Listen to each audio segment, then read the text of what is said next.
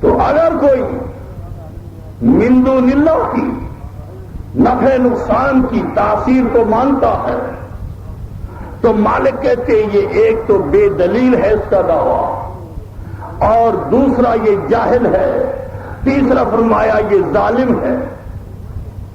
ظالم سے مراد آپ یہ ظالم نہ سمجھیں کہ جیسے یہ قاتل ظالم ہوتا ہے، چور ظالم ہوتا ہے، ڈاکو ظالم ہوتا ہے، رشوت خور ظالم ہوتا ہے، یہ ملاوٹ کرنے والا ظالم ہوتا ہے۔ ظالم سے مراد یہاں مشرک ہے۔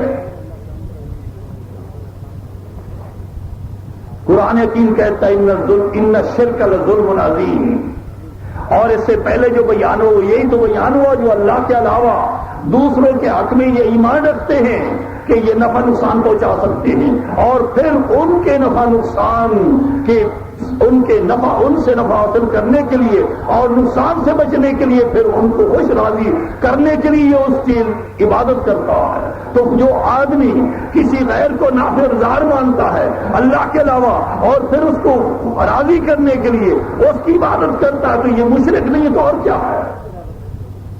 تو مالک کہتا ہے ایسے مشرک کے لیے کوئی دنیا اور آخرت میں مددگار نہیں ہے۔ جب آپ کو یہ بات سمجھ آ گئی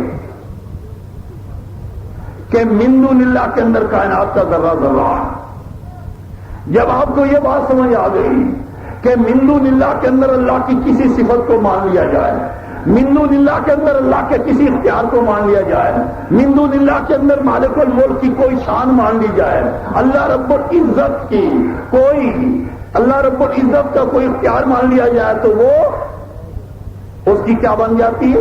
عبادت بن جاتی ہے، اس کے ساتھ اس آدمی کا ایمان ہو جاتا ہے۔ اور کائنات کے اندر من دون اللہ کے اندر ان چیزوں پر کوئی کسی کے پاس دلیل نہیں ہے اور کسی کے پاس ان چیزوں کے ہونے کا علم نہیں ہے۔ اب قرآن حکیم کی شد و مد کے ساتھ اس مسئلے کو حل کرنے کی ہماری بدقسمتی دیکھیے کہ ہم نے یہ چیزیں صرف انبیاء علیہ السلام کے اندر تسلیم نہیں کی کہ یہ نافع و ضار ہیں، ما فوق الاسباب، یہ مختار کل ہیں، ان کے اندر بھی ہم نے مان لیا۔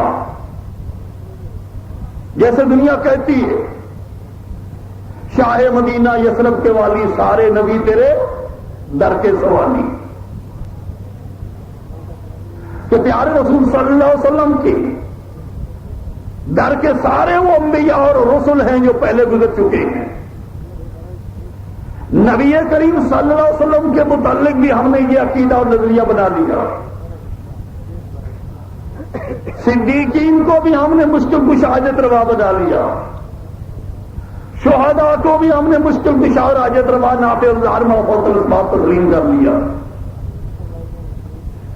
علی رضی اللہ تعالیٰ عنہ، حسن حسین فاطمہ رضوان اللہ علیہ اجمعین کو بھی ہم نے نافع و ضار ما فوق الاسباب مان لیا۔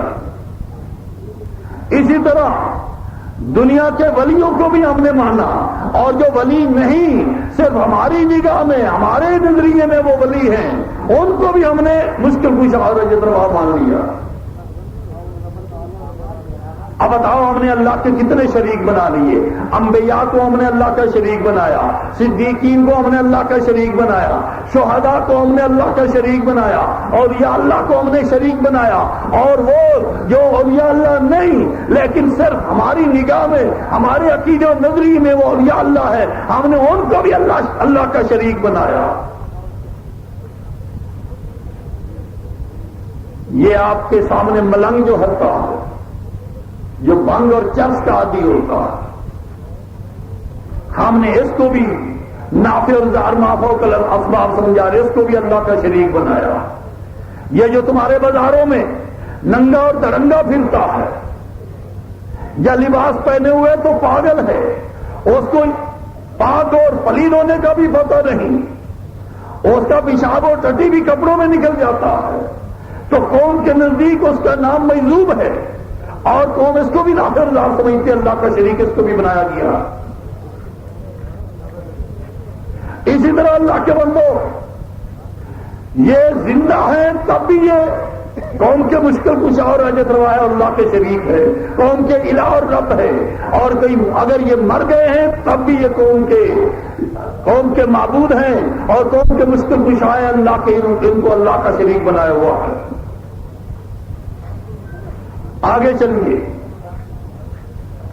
یہ آپ دیکھتے ہوں گے مکانوں پر کالے رنگ کی ہانڈی پڑی ہوتی ہے، کبھی آپ پوچھے تو کہتے ہیں یہ نظر بد سے بچاتی ہے، یہ مکان کی محافظ ہے۔ تو اللہ کے بندو ہم کس منہ سے کہتے ہیں کہ مکے کے مشرک لوگ مشرک تھے کہ وہ مورتیاں پوجا کرتے تھے اور ہم تو ولیوں کی پوجا کرتے ہیں، کیا یہ ہانڈی بھی ولی ہے؟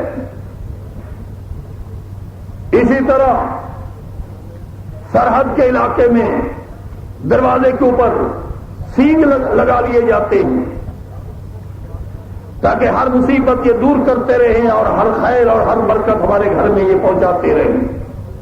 تو یہ کیا سینگ بھی ولی ہے؟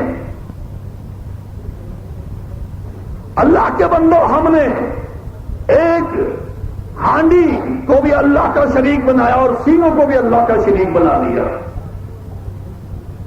پیر کا درخت جہاں کبھی کوئی پیر بیٹھا تھا، آج اس درخت کی پوجا ہوتی ہے، اس کو بھی اللہ کا شریک سمجھا جاتا ہے، اس کو بھی نافع الزام سمجھا جاتا۔ وہاں کی مٹی اکھیڑ کر لے جاتے ہیں لوگ، اس کے پتے استعمال کرتے ہیں، اس کے پتے گھر میں لے کر برکت کے لیے رحمت کے لیے ڈالتے ہیں۔ ان مقبروں کے اوپر جو دیگیں پکتی ان کی خاکستر لوگ اٹھا کر لے جاتے ہیں اور اس کو شفا اور دوسری مشکلات کے لیے حل استعمال کرتے ہیں۔ تو کیا یہ خاکستر کیا ہے؟ اس کو بھی ہم نے اللہ کا شریک بنا دیا۔ اس کے بعد چلیں، یہ تعویذی کاروبار جو آج پورے عروج کے اوپر ہے، آپ اسے پوری طرح جانتے ہیں۔